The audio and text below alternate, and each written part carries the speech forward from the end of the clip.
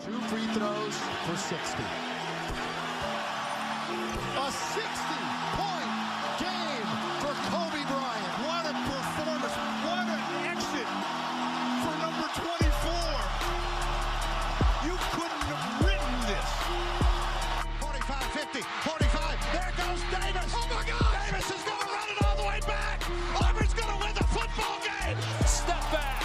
Walker. Cardiac Kemba does it again. UConn wins at the buzzer. Leading by 3 as Boone hits it to deep left. That might send the Yankees to the World Series. Oh, the hero in Game 7. Hey everybody, welcome to the second episode of the Aspire Podcast, where we aspire to inspire you. I'm Tyrese B, and I have a special guest for y'all today. A former NFL player, motivational speaker, minister, and author with his own self-acclaimed book, Outside the Huddle. Welcome, Tyrone Smith. How you doing today, man? Hey, Tyrese, I'm good, man. Grateful and thankful, man, for the opportunity, man, to be on your show. Thank you for coming on the show, man. I appreciate you. So let's start from the beginning. Can you tell the listeners where you're from? Actually, man, I'm from Houston, Texas, man. Man, that's great. I'm actually right down the road from you. I stay in Beaumont, man. Golden Triangle area. Okay, Golden Triangle, man. Familiar with the Golden Triangle in Beaumont. Actually, my family is originally, both my mom and dad are from Jasper, Texas, which is right down the street from Beaumont. Oh, man, that's great, man. I got some family out there in Jasper, too, as well. All right, so I want to start off the podcast with you talking about your childhood. So I want to know, how was your childhood during that time, growing up in Houston? I mean, growing up in Houston, man, it was trying. You know, my mom and dad actually moved from Jasper in the mid-'70s to Houston for a better job opportunity, and I grew up in Third Ward. And one thing about Third Ward, when I was growing up, it was a community filled with drugs, violence, prostitution, and a lot of different things going on. So with everything that I had to deal with and endure in life, I always knew, man, that I wanted better, but yet I was still grateful and thankful for all the sacrifices that my mom and my dad made for me and my brothers. All right. So you say you wanted better for yourself in life, or you wanted more in life. So did that lead you to get into football, or is that a reason why you wanted to get out? Man, no, I wouldn't say football was a reason that I actually wanted to get out, because I didn't really see football as a way out. I saw football as a healthy alternative for me. With everything that I was dealing with, going through and experiencing, I could play the game of football and it could just, take me away from the current things that were a part of my life. And I just love playing the game of football more than anything else. So since we talking about football, when did you start playing football actually? Man, I actually started playing football in the 6th grade. Yep, started playing football in the 6th grade. And the crazy part about it is that my mom, she didn't even want me to play football. She felt and thought that I was too small to actually play football. Oh, man. Now, I can understand that. Moms can be overprotective. My mom didn't want me to play football at first as well. So I can completely understand where you're coming from. So going into middle school football, you play in middle school, you go into high school. How was the high school experience for you? And there's nothing like Friday Night Lights in Texas. Can you explain to the listeners how it was for you to play high school football in Texas? Man, high school football for me, man, was like no other, because when you think about high school football, specifically in Texas, every young man looks forward to playing football on Friday nights, like Friday Night Lights. But the thing I want everybody to realize and know is that I didn't have the opportunity to play under the lights on Friday night until my senior year in high school. I was a one-year starter on varsity. I wasn't a 2-year letterman or a 3-year letterman. I had to literally wait my turn and wait my time until my senior year before I played on Friday night under the lights as a 1-year starter. Oh, man. How come you only got 1 year to start? Was it because the other players ahead of you at the time were seniors, or how did that work? Man, I went to Willow Ridge High School, and at the time when I was at Willow Ridge High School, we were like a powerhouse. We were a well-rounded athletic program. I mean, whether it's football, basketball, track, and specifically in football, we had a lot of guys that actually played. We had like a lot of quality players. So I had to wait my turn. I mean, but I was still determined. I still worked hard. I still dedicated myself to the game. I still wanted to be the best student athlete that I could be. But at the same time, understand and know what it meant to be patient in life. Right. All right, so let me ask you this question. Since you talked about you only played 1 year in high school, which is your senior year, how was the recruiting process for you during that time? Were you sought after by many schools? Was it just a couple of schools, or how did that work? Man, what's interesting is that I remember when we played our last football game. We lost in the first round of playoffs. We were playing against this school, Galveston Ball, and we're playing in Pasadena, neutral site. And I had a phenomenal game, had an awesome game, was really playing, like pouring my heart out. And after the game, a lot of the guys on the team were very disappointed. And I wasn't disappointed because I knew I really had gave my all to the game. I played as hard as I could and gave my all. And I remember my coach walking by me, Coach Eddie Bristol. I remember him saying, "Tyrone, you'll play football again." And I was like, "What?" He was like, "Son, you'll play football again." Because Tyrese, I was planning to go to the military after I finished high school because nobody in my family had ever went to college. So there really wasn't a big conversation, a dialogue, or discussion about college or higher education in my household because my mom didn't finish middle school and my dad didn't finish high school. And so I was planning to go to the military like a few of my other family members. And when my coach said, "Tyrone, you'll play again," I was like, "Coach, what do you mean?" He's like, "Tyrone, you're being highly recruited." Now, mind you, I had no idea I was being highly recruited at all. I literally had over 50 Division I offers, like D1. I mean, like Baylor, Ohio State, TCU, UNLV, Rice, Temple. I mean, I had over 50 Division I offers. And man, that's unheard of, number one, Right. for a 1 year starter. And so, man, I thank God, man, for the opportunity. I was truly blessed, truly fortunate. But, man, I was really driven and determined to give my all to the game of football. I practiced hard. I worked hard. And that was like my approach, and it paid off. And I had no idea that I was being recruited. So the recruitment process for me was different from the typical athlete back then, or maybe even now it would be different. And because there were so many good guys on my team and they were being heavily recruited, the scouts saw this other guy who was a 1 year starter on the other side of the field, number 21, who was just really playing some pretty good football. So now I was thankful. It was an untraditional recruitment process for me, but once I got word that these different schools were really interested in me, then I started with the visits and the campus visits and all those different things. Okay. So by the end of the recruiting process, you decided to go to, of course, Baylor University. What made you choose the Bears? Man, you only can get 5 college visits. And so my first letter that I received was from Iowa State. And of course, you remember the first letter that you received. And so, hey, here it is, Iowa State. I'm like gung-ho about Iowa State. I'm like, man, I'm going to Iowa State. They sent me my first letter, man. They love me. They care for me. And so I remember I went on my visit to Iowa State in December. Man, I had never seen so much snow. Being from Texas, Houston, bro, I had never seen that much snow. And I was like, man, I don't know if this is a place I want to go to college. But the thing about it is they got me, man. Went in the locker room. They had my jersey up with number 21, my last name. They had my name in the stadium lights. We went to go view and tour the stadium. They put out all the tricks, man, when it comes to recruiting at that time. Right. And now I was like, man, but I remembered all of that snow. And so Iowa State was my first visit because I received my first letter from them. I visited Rice University because Rice University was a school that I was interested in because it was close to home. They have high academic standards. And of course, I had Baylor and I had TCU was going to be one of my visits, as well as Temple University. So those were my 5 visits. So I visited Iowa State first, visited Rice, went to Baylor. And when I visited Baylor, man, it just felt right.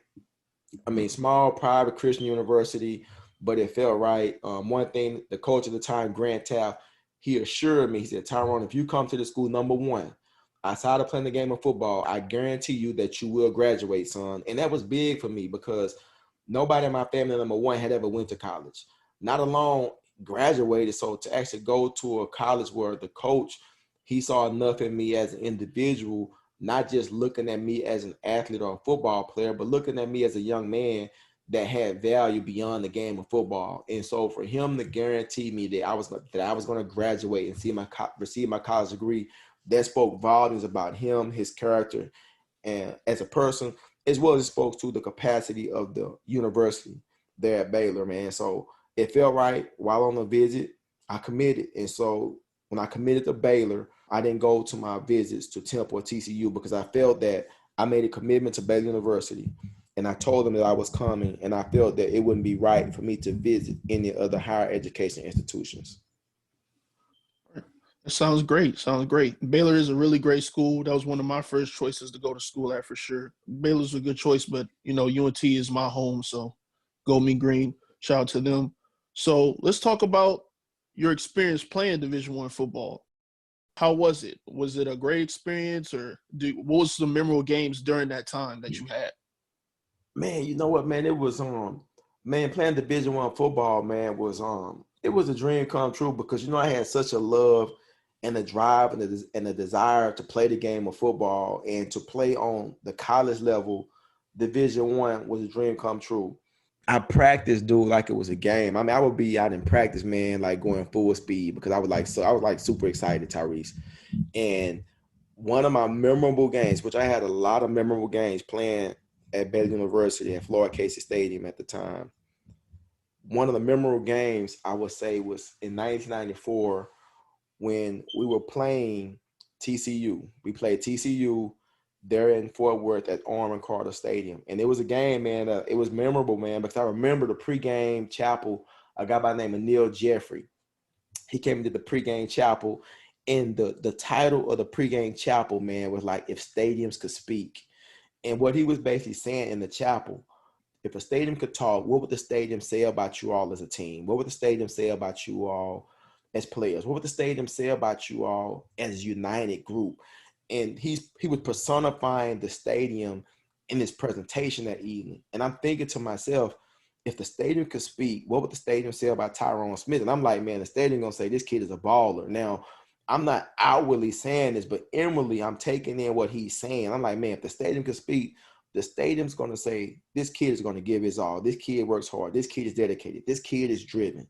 And so, lo and behold, that message like resonated with me so much, Tyrese, that the very next day we played TCU, we kicked the ball off, man. I'm running out on kickoff. I like knocked the guy like smooth out, like for real. I just like I brought the heat to him. First play from scrimmage. I'm playing cornerback. I'm playing right corner this game. Tight end block down. We're playing cover 2. Tight end block down. He comes to the flat. Tight end come to the flat. I hit him, dude. I hit him so hard he fumbles the ball. Second quarter, I remember they had a running back, man, by the name of Davis. I don't remember his first. I mean, his name was Davis. I played right corner. He ran a sweep to the right, but I'm playing right corner. He was like almost to the end zone. I came from the other side of the field. I threw that old fish hook on him, and I reeled him in and straight walked him down before he got to the end zone from the other side of the field. Third quarter, we run a pump block. My boy Nikhil Cody, a.k.a. we call him G-Baby. He's on the left side, on the outside. I'm on the right side. Nikhil Cody, we do a punt block. Nikhil Cody comes in. He actually blocks the punt. I pick the punt up. I run it in for a touchdown, dude. I was like in a zone, man. And so check this out. I only played 3 quarters. I didn't play the last quarter of the game. We beat them handily, man. We basically blew them out. But, man, I didn't play the 4th quarter. I got MVP of the game as a defensive player. Like, for real. Because I was all over the place, dude. That was like one of the memorable games of my college career. That is the one that stands out the most when people ask me about college football. And I recall that story, how it impacted my life in regards to playing the game, as well as living life beyond the game, as far as living your life to the fullest and making the most out of all opportunities. Man, that was a great story, man. That Floyd Casey Stadium is probably one of the – well, during that time that Floyd Casey Stadium was around, I heard it could get really rocking, especially during that time when RG3 played for Baylor. It was crazy. So shout out to Floyd Casey Stadium for sure. That's a great place to go watch a game. Sir. Yes, sir. So as a D1 football player, you've had 4 years of experience playing there, I'm assuming. I just want to know, could you give any tips to up-and-coming athletes on how to make it to that level of play? Man, any tip I would give any upcoming athlete, man, number one, man, is be driven, focused, and determined. It's one thing to have a desire to play at a high level, but if you don't have the drive, if you don't have the determination, and if you're not willing to work, nothing matters. I mean, because to achieve anything in life is going to take determination, drive, and hard work. And so one thing I tell all young athletes today, that if you want something, man, number one, be willing to work. be willing to dedicate yourself to it, and be disciplined, and know that it's not going to be easy. So if it's something that you want and you're committed to that dream, to that goal, to that hope, to that aspiration, man, give it your all. And the thing about it is, if you don't make it, because not everybody's going to make it, man, but if you don't make it, you're not going to feel bad because you knew that you gave your all. And that's one thing that I did. I gave my all to the game. Somebody asked me, man, just yesterday, I was driving Tyrese to the chiropractor, because I go to the chiropractor, dude, like at least twice a week, because I have knee issues, shoulder issues, back issues, just, from the game of football, which is a very brutal sport. So I go to the chiropractor twice a week. And young man was asking me, he was like, man, so how often do you go to the chiropractor? I said, man, I go twice a week because, I got back issues, shoulder issues, knee issues. I mean, I just got issues from the game. And he said, tell me this. He said, if you had to do it all over again, would you still play with everything you're dealing with and enduring due to you playing the game? 6 knee surgeries and all these other things. I said, you know what? If I had to do it all over again, I would. Because it was something that I wanted. And so in life, when you think about things that you want, things that you want to do, hey, make the most out of it. And that was like my approach when I played the game.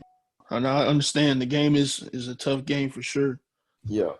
So after college, you went undrafted, but you were able to make it onto the 49ers and play a couple years with them. Explain how you felt when you finally made it to the league. Did you feel like you finally accomplished your dream? Yeah, man. To actually make it, man. I mean, it was a dream come true to actually play in the NFL, to play for a prestigious organization, man, the 49ers, to be recruited and signed by the 49ers. And at the time when I signed with the 49ers, Dwight Clark was the general manager. Dwight Clark that made the famous catch against the Dallas Cowboys. So yeah. Dwight Clark, man, was GM, and he saw something in me, man, as well as the other scouts that were a part of the organization at that time that I really appreciated. So to play for an organization with the likes of Jerry Rice, Steve Young, Terrell Owens, and I came in together as rookies, Chris Doleman, Merton Hanks, Dana Stubblefield, Brian Young, Gary Plummer, Garrison Hurst, Ray Brown. I mean, Brent Jones. I mean, to play with all these guys, Darnell Walker, Marquez Pope, Tyrone Drake. I mean, to play with guys, man, who won Super Bowls, Charles Haley, to play with guys, man, I think 5 of the guys that I played with the 49ers are now like in the Hall of Fame, right? And there'll be others to come. I mean, so to have that opportunity, man, was truly a tremendous blessing that I'm forever grateful and thankful for. And so when I did, make it and was signed on with the 49ers, man, it was just truly an awesome opportunity, a moment in time I never forget. And I was thankful for it, truly. Man, that's good to hear, man. Good to hear. How long was your tenure in the league? Man, 4 years, man. Did you only play for the 49ers or did you play for any other teams? I played for the 49ers from 1996 to 1998. I had a stint with the Washington Redskins in 99. And I only back in the day they had NFL Europe. So I played with NFL Europe with the Barcelona Dragons in 99 and 2000. Wow, how was that experience playing in Europe? Man, playing in Europe, man, it was really cool, man. I mean, to play, to have opportunity, man, to play in NFL Europe was different. It was different in the sense that, that everybody made the same amount of money. Everybody made the same amount of money, and it wasn't this issue of ego because most of everybody that was actually there was actually allocated by their team. Most of everybody there was allocated or sent by their NFL team. And most of the guys that were there, of course, were backup or reserve players. So it was an opportunity for you to kind of work on your craft and work on your skills. But, made some lifelong friends to play with guys that play with other organizations and come together for 12 weeks during the summertime, man, and play football together, do life together, learn about each other, know each other, and be in another country, another part of the world, seeing another culture, how people live, was truly like an awesome experience. I mean, so I truly appreciated the opportunity and time that I played in NFL Europe with the Barcelona Dragons. And while I was over there playing football, my wife, she was with me. She was running track over there. So it really worked out, man. And it was just a rich opportunity for both my wife and I, Monica. And in Europe, man, most people in Europe, they don't rush around. Like in America, man, everything is so fast paced. But in Europe, man, from a cultural standpoint, man, people really embrace like time, embrace life, and embrace the culture, embrace the community. And that it was really a breath of fresh air to be over there, man, and to just take in life on the other side of the world, which is moments and times I never forget. I could see that being a great experience, being in a whole nother country on the other side of the world, being able to still play that sport. The NFL's gotten bigger over there with Europe now, playing the games in London, about what they used to only play, once or twice a year. Now they're playing almost 3 or 4 times a year. Who knows? Maybe Yeah. London, who knows? Maybe there might be a team in Europe soon. So I guess we got to stay tuned for that for sure. No, they actually play American football in Europe still. I mean, they still have teams, organizations. Matter of fact, one of the doctors at the chiropractor office that I go to is from Japan. They actually have American football in Japan. It's growing in Japan. So Wow. American football is actually big. I mean, around the world, it's a global sport. I mean, just like soccer's global sport, American football is becoming a global sport. There are some countries that don't play American football, but they're playing it in Europe. They're playing it in Japan. They're playing it in Mexico. I mean, 'cause I have friends who play American football with me in Barcelona, and they're both sports commentators. One works for ESPN Mexico. One works for Fox Sports Mexico, and they cover American football. That's crazy. I Yeah. didn't know that they were playing football in Japan and Mexico. That's crazy. When you love to see it, you love to see the sport of football grow, man. Who knows? Maybe one day it might be an Olympic sport. One day. maybe one day, dude. I don't think in our lifetime, though, bro. For real, I don't know in our lifetime. But one day, Yeah, though, for sure. We can be hopeful, though. Yeah. So you say you only played 4 years in the league. So did you retire, or how did that work? Man, I stopped playing because when I was playing the NFL Europe, I got injured.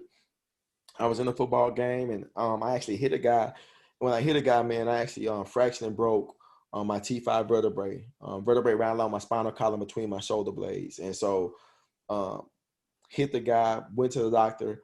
The very next day, the doctor told me I fractured and broke my T5 vertebrae. Went through 8.5 months of rehab. And over those 8.5 months of rehab, I realized that I would no longer be playing the game of football. But I was thankful for the fact that May 15, 1995, I received my bachelor's degree in sociology and social work from Baylor University. Although the game of football was taken away from me, my education is life lasting. And so I realized in that moment, in that time, there was so much more I could do in life beyond the game. Right. No, that's crazy that you say that you study sociology. That's actually my minor right now, actually. So that's great. Also, the fact that you had that you got the degree. Most players that when they leave the sport don't have a backup plan. So for the fact that you had a backup plan and had your degree coming out of college, that's very substantial. So going into that, after you decide to leave the game, you became a motivational speaker and created a non-profit organization called First and Goal Incorporated. Can you tell the listeners more about it? Man, First and Goal Inc., man, it's interesting, man, that you would ask that, because the thing about it is First and Goal Inc. is a non-profit organization that I created for the simple fact alone to actually impact the lives of young people. And when you think about, being a professional athlete, and you think about all that we can do as individuals in regards to our life, the thing about it is, like, what do you do, like beyond the game? Think about that for a moment. I mean, if you think about it, like, what are you gonna do beyond the game was pretty much like my thought and my take when I think about life. I knew I wanted to make a difference in the lives of young people. I knew that there were things I had to deal with and overcome based on what I experienced and went through growing up in life, by people picking on me, people antagonizing me, people telling me I'm too small, I'm not big enough, I'm not good enough. So all these things I had to overcome, all these things I had to endure. So I wanted to create an organization that would impact the lives of young people, but also make a difference. And so after playing the game of football for 4 years, created First and Goal Inc. And the mission of First and Goal Inc. is providing necessary tools, resources, and outlets for you to be effective members of society. So now here it is. I'm playing this game of football. I'm looked up to from young people, because a lot of young people aspire to be professional athletes. At the same time, I can use my influence to make an impact. Despite what others said and felt and thought about me as a person, here it is. I have an opportunity to change the narrative in the life of a young person based on their goals, their dreams, their hopes, and their aspirations. So to create an organization that would be impactful, that can make a difference in the lives of young people, I was game for it. I was ready to go. And so this month, man, we're celebrating 20 years of doing this work, man, of impacting the lives of young people. Wait, can you repeat that last sentence one more time? I say right now we're celebrating 20 years as an organization that we've actually been impacting the lives of young people, 20 years in. Man, that is great. That's crazy. That's your organization are the same age. That's insane to me. That's insane. And that's crazy. So my organization is the same age that you are. That's cool though. That's good. Let's celebrate then. That's a big celebration, man. For it's good to just see Black men in the community helping the younger generation out because there's a lot of people out there that don't have guidance or don't have father figures out there. So I appreciate what you're doing for kids like that, man. I appreciate that for real. I mean, appreciate it, man. But the thing about it is, man, some kids are born into situations that they have no control over. Some kids are born already, well behind the start line in life. And so I think like organizations like First and Goal and other people and programs are around to help facilitate the disparity, to support the shortcomings, to support the deficits that young people may have in life, man, because it's not their fault. You understand what I'm saying, Tyrese? Yeah. It's not their fault. So I get that. I understand that. So I mean, it's a joy, it's a blessing, it's an honor for me and my wife and our team to do the work that we do. I say our team because I do nothing by myself. Yeah, I may put the posts and talk about the different things that we do, but man, it is truly a collective work, man. We've impacted the life of over 15,000 youth over 20 years, and there have been countless numbers of people who've actually supported me in this journey to do this work with First and Goal Inc., man. So I'm forever grateful and thankful for the opportunity, and I'm looking forward to moving forward to do greater things in years to come. So speaking on that, moving forward on that, I know, you can't really be around people as much as you want to, social distancing. So what was the last event your organization held for the community? Man, you know what? Everything has been virtual now. You know what I mean? We've been doing virtual programs and projects the past couple of months. I mean, what's interesting, although everything is virtual, man, since March, with work that we've done with a local partner, with a virtual partner, this company called NEPRS Inc., we've had the opportunity, man, to impact 3,500 students' lives virtually in like the past 6 months.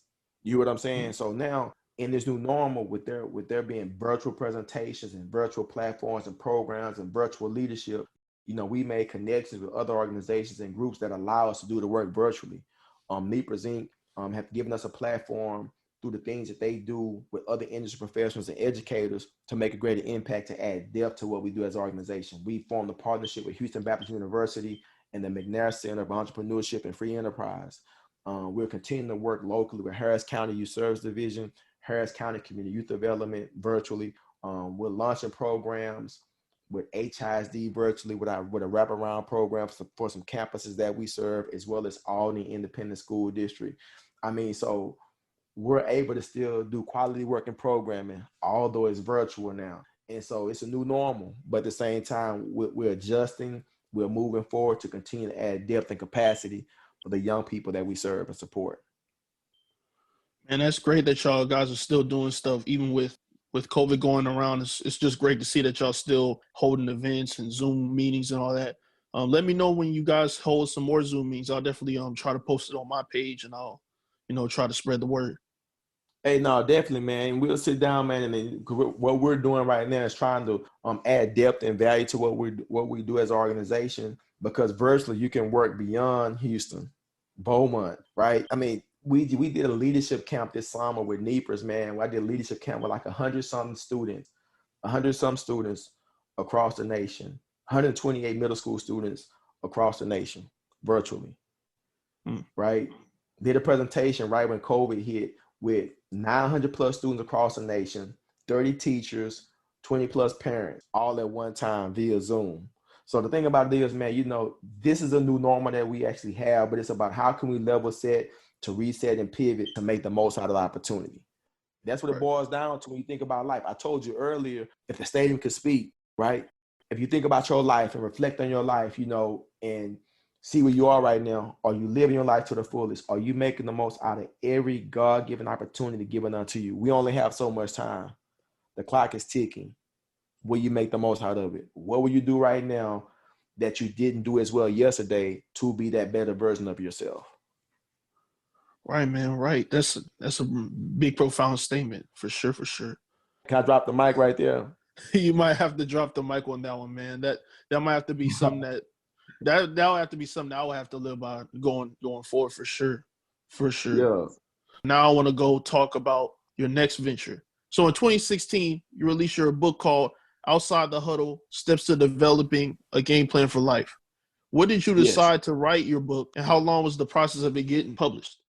Man, I knew I wanted to write a book, man, when I was younger, but I never thought I would have saw myself as an author or a writer because I had troubles in school in English.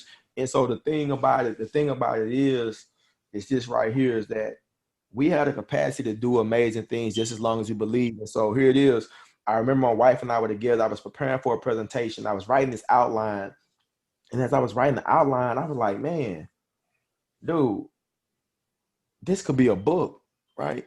And so my book, Outside the Huddle: Steps to Developing a Game Plan for Life, is really based on 8 practical principles I've applied in my life that go back to my childhood experience up to now. And like these principles, where I talk about purpose, plan, process, pitfall, people, practice, progress, and pausing for your life. So I talk about these 8 practical principles and how I've applied these principles in my life.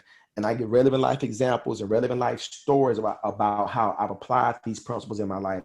And then I have a challenge at the end in regards to how you can actually apply the principles in your life as well. And so here it is. I'm like, man, I could write a book. And so I created the book, man. And it was a true lesson, man, to be able to do so and to release it like 4 years ago. And then while even writing the book, I was like, you know what? I think I should write a journal. So I wrote a journal companion, Outside the Huddle, the journal. And it's a 52-day writing challenge that goes along with the book, where you can pretty much like journal specific things that relate to each principle as it relates to your life. So to be an author, to be a writer, I never would have thought that when I was younger, but it's a reality, and I'm grateful and thankful for it because I'm a reader, right? My wife and I, Monica, we encourage our sons to read. We encourage them now to be better writers as well, not to just write for academics, but to just be a creative writer. So we're encouraging them to actually like write more.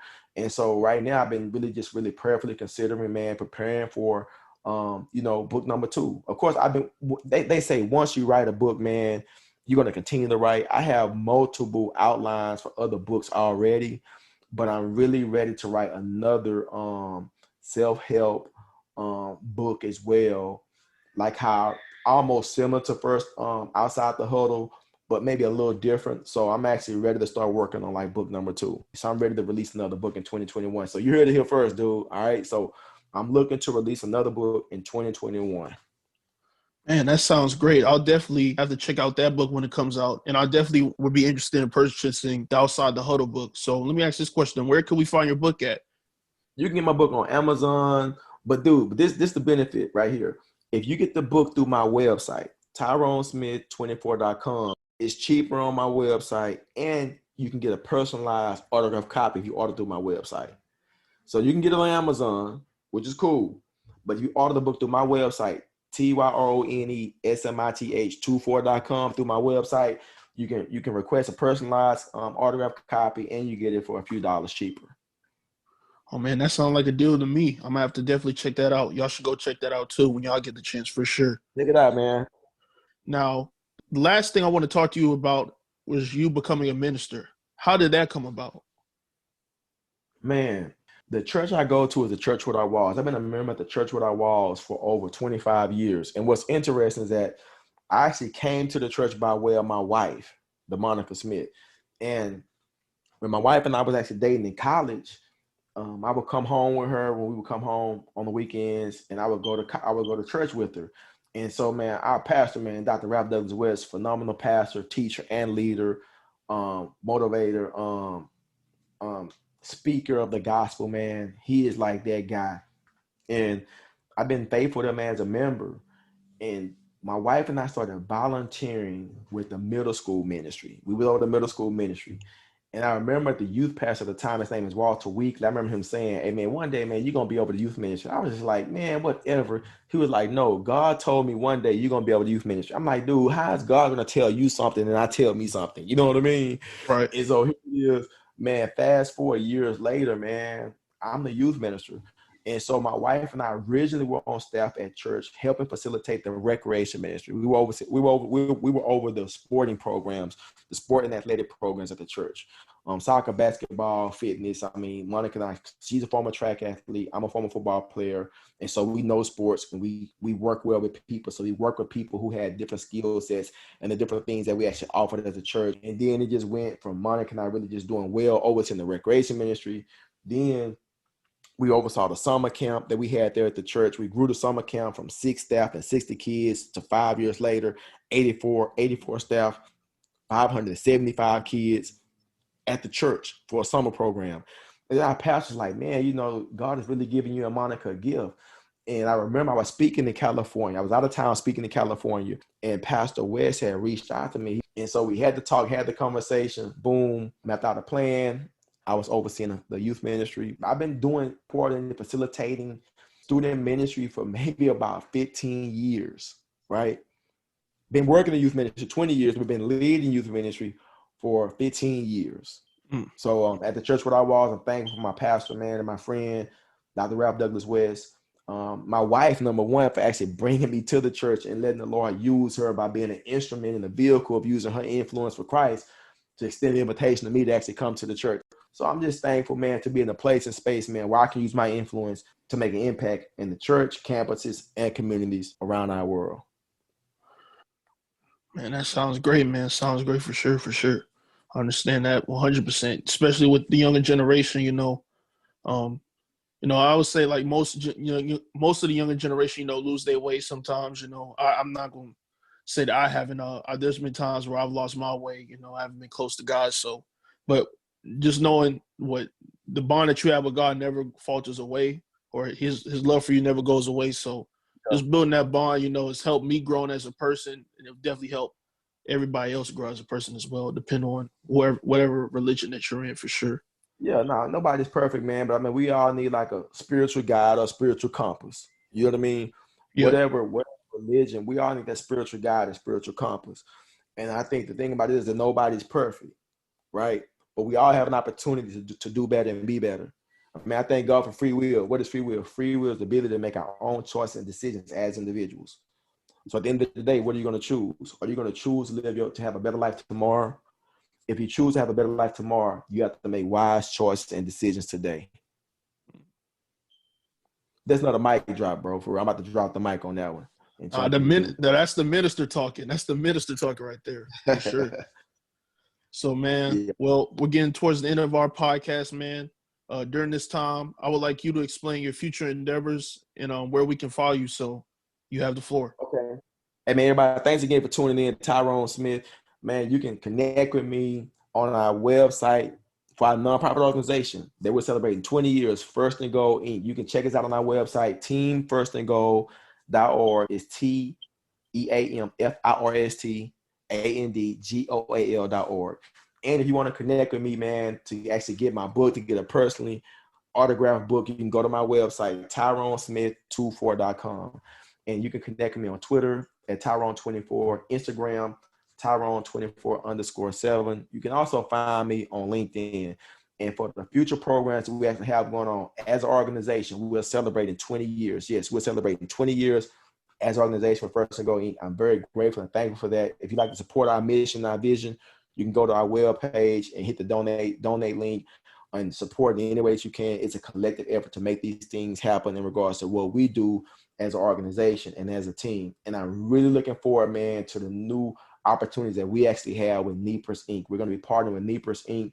to add more depth and value to the work that we do virtually by connecting with students around the nation. Matter of fact, we're going to be doing a mentoring leadership conference in November, with a school district actually in California, right, with all the students in this particular school district, and it's all going to be virtual. So we're looking forward to that with that partnership with Nepers Inc., with First and Go Inc., and we also formed another partnership with the McNair Center of Entrepreneurship and Free Enterprise at Houston Baptist University. So we're very grateful and thankful to Dr. Clark and the team at Houston Baptist University with the McNair Center.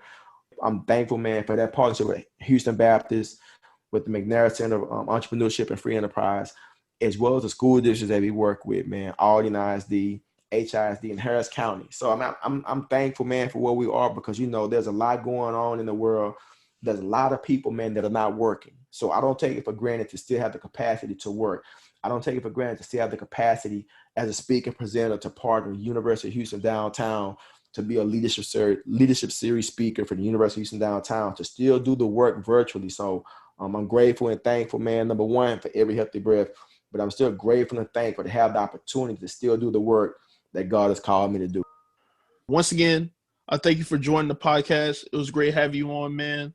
It was great to hear all the stories from you being in football to motivational speaking to your book to even in ministry, man. Once again, I thank you for being the person you are, and just thank you for joining the podcast.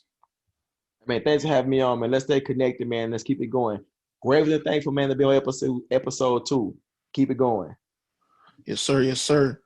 Well, guys, that concludes the end of this episode. Thank you guys for listening. Support the podcast by checking it out on the website in the description below, and subscribe for future episodes.